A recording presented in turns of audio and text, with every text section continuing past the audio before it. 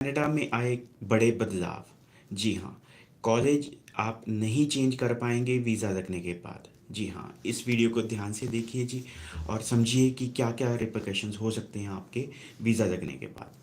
पहली बात कि जैसे आपने देखा कि स्टूडेंट्स जो हैं यहाँ से बिना सोचे समझे कोई भी कोर्स, कोई भी पैकेज में किसी भी तरीके से चले जाते थे कनाडा में।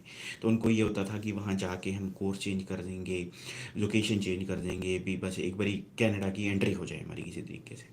तो उसमें उस तरीके से फ़ाइल लगने में एक पैकेजेस का बहुत बड़ा योगदान रहा है, क्योंकि पैकेजेस में बच्चे का ये नहीं कोई होता कि कौन सा कॉलेज है जी, कौन सी लोकेशन है, क्या है। बच्चे को ज़्यादातर यही रहता है कि हाँ मेरा वीज़ा ग्रांट हो जाए और आफ्टर वीज़ा पेमेंट कर दूँ। तो उसमें ज़्यादातर प्राइवेट कॉलेजेस होते थे, बेशक टोरंटो, वैंकूवर या जैसे कि मेन स्टेट्स की बात करें या फिर क्यूबिक की बात करें, तो प्राइवेट कॉलेजेस ही ज़्यादातर आगे रहे हैं पैकेजेस में, कि जिसमें कि लाइक ऑफर लेटर के बाद जो फाइल लग जाती थी, वीज़ा ग्रांट हो जाता, उसके बाद आप जो पैकेज का अमाउंट आप अपना पे करते थे।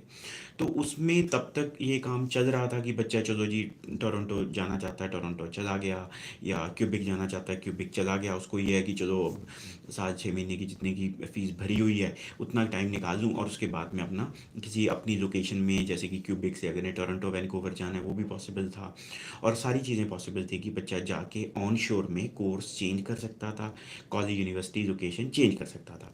बट अब गवर्नमेंट ने इस पे रोक लगा दी है। अब क्या होगा कि जैसे ही स्टूडेंट का वीज़ा ग्रांट हो जाएगा उसके बाद वो बच्चा कनाडा चला गया, कनाडा जाने के बाद उसको अगर अपना वीज़ा में चेंजेस लेके आने हैं, अगर स्टूडेंट अपना सिर्फ कोर्स चेंज करना चाहता है कॉलेज में, जिसमें भी उसका वीज़ा लगा है, तो उसमें कोई दिक्कत नहीं आने वाली, क्योंकि स्टूडेंट्स जो हैं एक एप्लीकेशन दे सकते हैं कॉलेज को कि मैं ये कोर्स में आया था बट अब मैं ये कोर्स करना चाहता हूँ।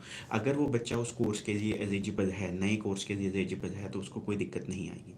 बट अगर वो बच्चा कहता है कि नहीं जी मैंने आपके पास नहीं पढ़ना है, मुझे कॉलेज चेंज करना है, कोर्स चेंज करना है, तो दिक्कत आएगी, क्योंकि ना कॉलेज से रिफ़ंड मिलने की उम्मीद रहेगी। अगर रिफ़ंड मिलेगा भी तो उसका कोई फ़ायदा नहीं होगा बच्चे का, क्योंकि उसको एक नई एप्लीकेशन लगानी पड़ेगी एम्बेसी में। जैसे उसने यहाँ से इंडिया से बैठ के जैसे फ़ाइल लगाई थी, वैसे ही नए सिरे से उसकी फ़ाइल सबमिट होगी, वैसे ही जीआईसी, वैसे ही उसको एलओए देना पड़ेगा नए कॉलेज का या यूनिवर्सिटी का, नए कोर्स का। तो उसके ऊपर उसकी फ़ाइल एम्बेसी की में लगेगी, और अगर उसको वीज़ा ग्रांट किया जाएगा तो ही वो कोर्स चेंज कर पाएगा, कॉलेज चेंज कर पाएगा, लोकेशन चेंज कर पाएगा, अदरवाइज़ नहीं कर पाएगा।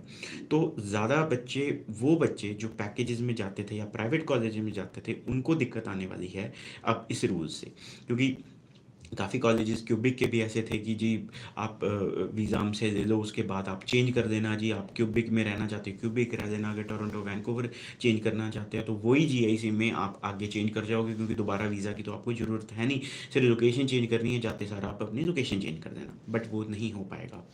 बच्चा जाएगा अगर क्यूबिक जा रहा है तो उसको वहाँ से नया वीज़ा अप्लाई करना पड़ेगा। जीआईसी अमाउंट जो है, जिस लोकेशन जिस प्रोविंस में वो जाना चाहता है उसके अकॉर्डिंगली जीआईसी अमाउंट होगा, क्योंकि क्यूबिक में ही कम जीआईसी है, बाकी जगह पे अराउंड 14 लाख के आसपास का जीआईसी है। तो उसको जीआईसी अमाउंट अपना, अगर क्यूबिक में गया था तो उसको अगर चेंज करना है तो उसको टॉप अप करना पड़ेगा अपना जीआईसी अमाउंट, फिर उसको नई ऑफर लेटर लेके फीस भर के एलओए देना पड़ेगा, नई फाइल एम्बेसी में लगानी पड़ेगी, जिसके चांसेस मुझे नहीं लग रहे कि ज़्यादा वीज़ा ग्रांट के होंगे, क्योंकि वीज़ा ऑफिसर नए सिरे से फाइल को देखेगा कि वो क्लब भी करेगा पुरानी फाइल को, कि पहले बच्चा आया जी यहाँ पर आके कर दिया, उसके बाद आके कह रहा है कि जी मुझे कोर्स या लोकेशन या जो भी है चेंज करना है। तो ऐसे में सक्सेस रेट कम ही रहेगा as per our like experience and understanding, क्योंकि उसको इमिग्रेशन इसको तोड़ना चाहती है ये सिस्टम को, कि पहले बच्चा वीज़ा लेके पहुंच जाता था, उसके बाद जी वहाँ जाके जाते सार कॉलेज या कोर्स चेंज कर देता था। With in the college course में कोई दिक्कत नहीं, क्योंकि जो वीज़ा है पर्टिकुलर आपको किसी कॉलेज का दिया गया है तो उसमें कोई दिक्कत वाली बात नहीं रहेगी। बट अगर आप लोकेशन चेंज करोगे, अगर उसी कॉलेज की और कोई लोकेशन भी है और वहाँ पर वो कॉलेज मान रहा है कि आपको चेंज करने के लिए कैंपस चेंज कर रहा है, तो कोई उसमें भी दिक्कत नहीं है। बट अगर आप ऑल टुगेदर कॉलेज चेंज कर रहे हो तो आपको दिक्कत आएगी ही आएगी। इसलिए इसका इसका इसका अब क्या किया जाए आगे? अब इसमें ये आपको देखना पड़ेगा कि आप पहले फर्स्ट इंस्टेंस पे ही ध्यान दो कि आप कॉलेज सही चूज़ करो। और एक चीज़ और आपको समझने वाली बात है कि प्राइवेट कॉलेजेस में आपको पता है कि पोस्ट स्टडी वर्क राइट्स नहीं होते। गवर्नमेंट कॉलेजेस में, पब्लिक कॉलेजेस में या हायर एजुकेशन इंस्टीट्यूट्स में, उनमें वर्क राइट्स होते हैं। तो आप यहीं से प्लान करके जाइए, क्योंकि अगर आप प्राइवेट कॉलेज में जा रहे हैं तो आपको वर्क राइट्स नहीं मिलेंगे। वहाँ जाके आप ज़्यादातर बच्चे करते थे कि जाते सार वहाँ पे 6 महीने बाद या 4 महीने बाद गवर्नमेंट कॉलेज दे दिया जी, उसके बाद वर्क राइट्स मिल ही जाएंगे, तो कोई दिक्कत नहीं। अब वो नहीं होगा, आपको नई फाइल लगानी पड़ेगी, तो चांसेस कम रहेंगे। तो और तब तक जब तक वीज़ा ग्रांट नहीं होता, तो आपको पुराना अपना जो प्राइवेट कॉलेज की जो अटेंडेंस है, जो स्टडी रिकॉर्ड है, वो सारा मेंटेन करना पड़ेगा। तो वो भी लंबा प्रोसेस रहेगा, क्योंकि आगे की फ़ीसें अगर कॉलेज आपसे माँगता है तो आपको पे करनी पड़ेंगी। ये नहीं है कि आप कह दो कि नहीं जी मैंने तो आगे पे करना नहीं, क्योंकि मैंने तो पढ़ना नहीं। वो आपको मेंटेन करनी पड़ेगी अपने जो स्टडी है सारी वहाँ पर, जब तक आपका नया वीज़ा ग्रांट नहीं होता। और अगर वो ग्रांट नहीं हुआ आपका नया वीज़ा, तो पुराना जो आपका कॉलेज है या कोर्स है उसको आपको चलाना ही पड़ेगा, आपके पास कोई चॉइस नहीं है।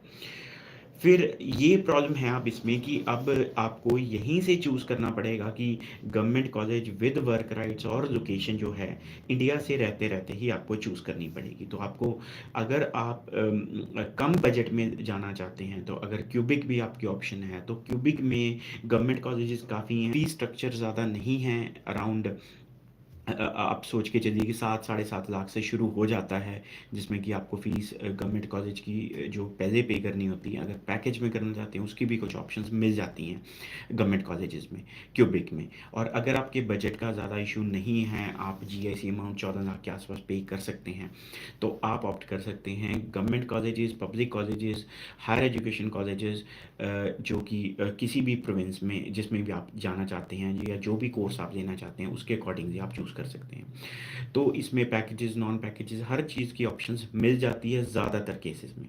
बट अब जो प्राइवेट कॉलेजेस वाला है, वो एक बहुत बड़ा एक प्रॉब्लम होने वाली है उन स्टूडेंट्स के लिए जिन्होंने फ़ाइल लगा चुके हैं या वीज़ा आ चुका है। अगर आपकी फ़ाइल प्राइवेट कॉलेज में लगी हुई है, तो मैं तो ये रिकमेंड करूँगा कि आप विड्रॉ कीजिए अपनी फ़ाइल को, क्योंकि अगर वो वीज़ा ग्रांट हो जाता है तो आपको एक तो पे करना पड़ेगा अपने प्राइवेट कॉलेज को, अगर आप फीस आफ्टर वीज़ा भी पे कर रहे हो तो वो भी आपको पे करना पड़ेगा। फिर आप कोर्स भी नहीं चेंज कर पाओगे, कॉलेज भी नहीं चेंज कर पाओगे, और वर्क राइट्स वाले कॉलेज में नहीं जा पाओगे उसी वीज़ा पे। इससे आपको चेंज तो करना ही पड़ेगा। तो बेटर रहेगा कि अगर आपकी फ़ाइल प्राइवेट कॉलेज में लगी हुई है, बेशक क्यूबिक में लगी है या कहीं पे भी लगी है, आप विड्रॉ कर दीजिए और नए सिरे से जीआईसी अपना टॉप अप करके, अगर कोई लोकेशन आपकी प्रेफरेंस के अकॉर्डिंगली है, अगर क्यूबिक में जाना चाहते हैं तो गवर्नमेंट कॉलेज क्यूबिक के हैं, पैकेज में, नॉन पैकेज में अवेलेबल हैं, तो उसको अवेल कीजिए। और सिर्फ कुछ ही अमाउंट के डिफरेंस में आपको गवर्नमेंट कॉलेज मिल सकता है विद वर्क वर्क राइट्स। तो आपको कोई कारण नहीं है प्राइवेट कॉलेज में अप्लाई करने का, क्योंकि ये जो अभी जो भी आप पैसा प्राइवेट कॉलेजेस में लगाओगे वो आपका ख़राब ही जाएगा, आपके पास वो ख़राब ही होना है आपका पैसा। ये चीज़ का आप ज़रूर ध्यान रखें। और मेरी रिकमेंडेशन ये है कि आप बिल्कुल भी अप्लाई ना करें प्राइवेट कॉलेजेस में, किसी भी लोकेशन पे भी, क्यूबिक है या मॉन्ट्रे लाइक टोरंटो, वैंकूवर है, या किसी भी कोई भी प्रोविंस है, किसी में मत अप्लाई कीजिए। सिर्फ प्राइवेट कॉलेज उन्हीं का अप्लाई कीजिए जो कि हायर एजुकेशन में आते हैं, जो बैचलर्स ऑफ़र करते हैं या मास्टर्स ऑफ़र करते हैं, क्योंकि बैचलर्स और मास्टर्स अगर आप करते हैं प्राइवेट कॉलेज में भी करते हैं, तो उसमें आपको जो है वर्क राइट्स मिलते हैं। इसलिए ये चीज़ का ध्यान रखिए कि आप प्राइवेट कॉलेजेस को बिल्कुल अवॉइड कीजिए। जो डिप्लोमास या पीजी डिप्लोमास करवाते हैं उनको बिल्कुल अवॉइड कीजिए। हाँ, जो बैचलर या मास्टर करवाते हैं उनमें जा सकते हैं, या सिर्फ और सिर्फ पब्लिक कॉलेजेस में ही आपको अप्लाई करना चाहिए। Thank you.